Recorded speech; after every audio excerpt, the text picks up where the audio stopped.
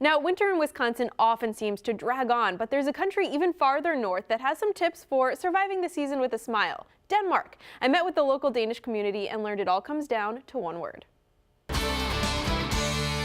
Hygge. It's a Danish word. Hygge. Yeah.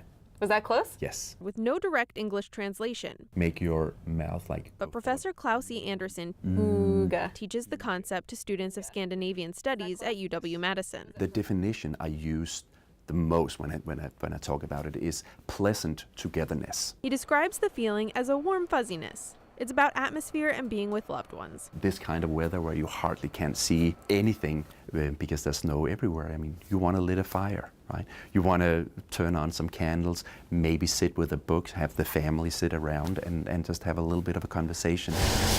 A little bit of everything warm when the world outside is at its coldest. We want to embrace the coziness that winter also can bring along. Copenhagen gets about 7 hours of daylight on the winter solstice, compared to the 9 hours we see in Milwaukee. Yet Danes are consistently ranked some of the happiest people in the world. Publications like the Little Book of Hygge have helped bring their approach worldwide. I think it does a really good job of saying what Hygge's relationship is towards happiness. When it comes to setting the right atmosphere, author Mike Viking mentions things like a cozy nook, warm blankets, hot drinks, and dim lighting. Naturally, you would probably think that the response to darkness, to gray weather, turning on more lights inside.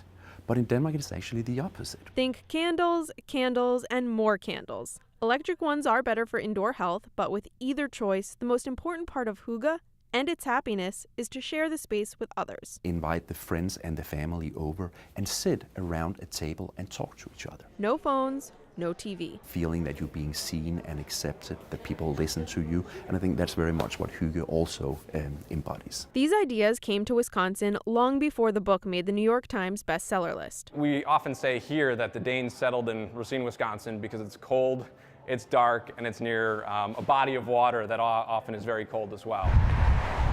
Hello. O&H Bakery has been sharing its Danish heritage 3 more Kringles since 1949. Have a great rest of your day. They've got a great recipe for Kringle, but they also have a great recipe for Hygge.